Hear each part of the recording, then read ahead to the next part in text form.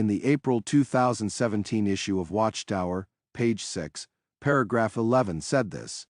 Have you dedicated your life to Jehovah and symbolized your dedication by water baptism?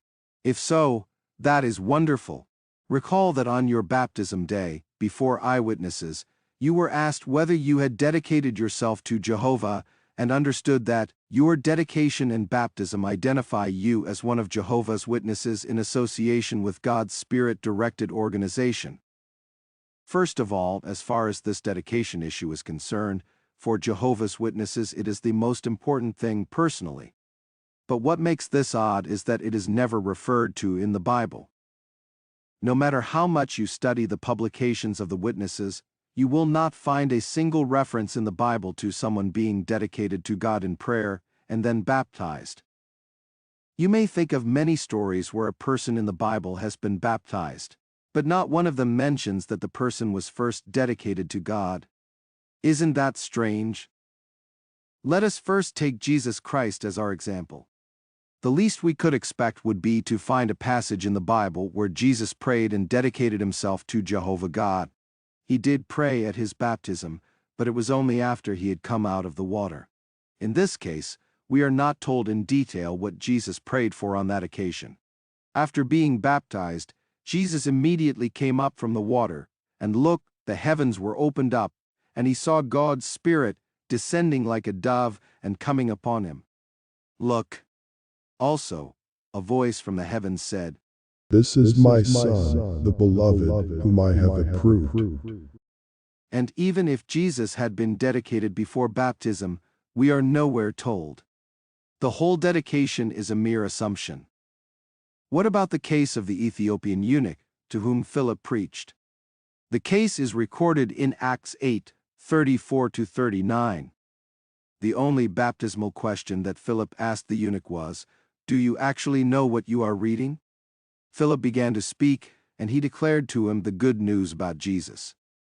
Now, as they were going along the road, they came to a body of water, and the eunuch said, Look, here is water. What prevents me from getting baptized? At this point at the latest, Philip should have made sure that the eunuch was dedicated to Jehovah. But nothing like that happened. So if dedication were an important aspect of this baptismal process, one would expect there to be at least some mention of it in the Bible. But there is no such thing. This may come as a real surprise to Jehovah's Witnesses. The second point relates to baptismal questions, which are asked at Jehovah's Witness conventions.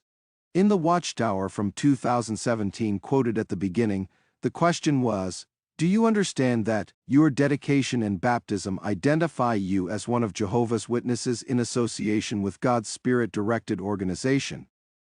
Now, here is the thing. For membership to be beneficial to Jehovah's Witnesses, it should at least be under some guidance from the Spirit of God. In the February 2017 Watchtower, page 26, paragraph 12, the following was admitted. The governing body is neither inspired nor infallible. This is a very important issue.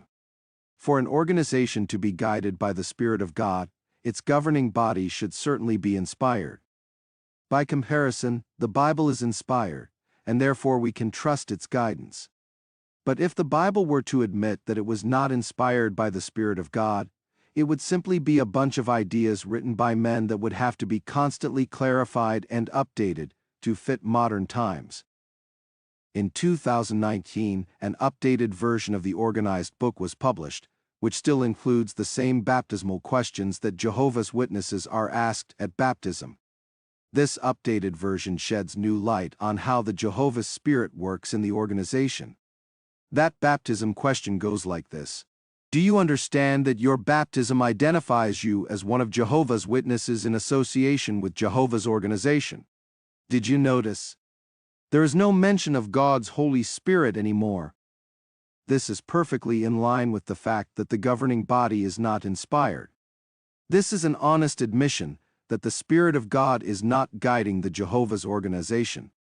So the whole organization is at best just an entity run by people, moving forward through trial and error. This is evidenced by the many clarifications and doctrinal changes that have been made to the organization since its creation. There is nothing to indicate that the Spirit of God is truly guiding the Jehovah's Witnesses today.